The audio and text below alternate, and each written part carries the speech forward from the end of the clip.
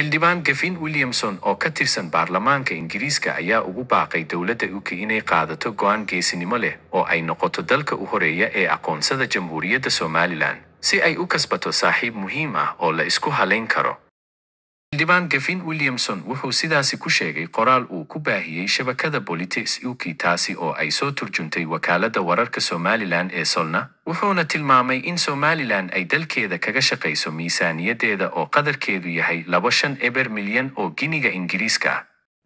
Gavin waxa uu ku majeertay inay Somaliland 3 sannadood ee lasoo dhaafay ay qabatay 6 doorasho, islamarkaana ay taabogelisay xasiloonida ay ku hamiyayaan dalalka deriskeeda ahi.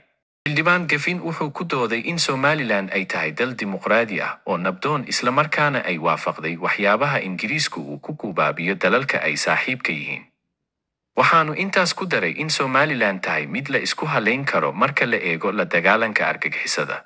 Xildhibaanku wuxuu tibaaxay in jil ay dhinac kasta kaga duwan tahay Soomaaliya. Xildhibaan Gavin Williamson wuxuu caddeeyey in Somaliland ay tahay mid xasilooni ka hirgashay halka Soomaaliya ay qaaday jid kale oo ay hoy u noqotay xag jirka iyo ku tumashada xuquuqda aadanaha.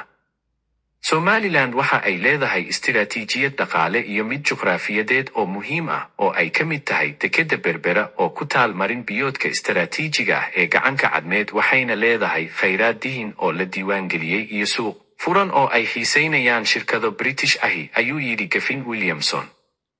Gavin wuxuu intaas ku daray in Somaliland ay danaynayaan Ruushka iyo Shiinaha, hase ahaatee ay muujisay madaxbannaanideeda siyaasadeed oo ay gaashaanka u daruurtay cadaadiska Shiinaha oo ay aqoonsatay Taiwan.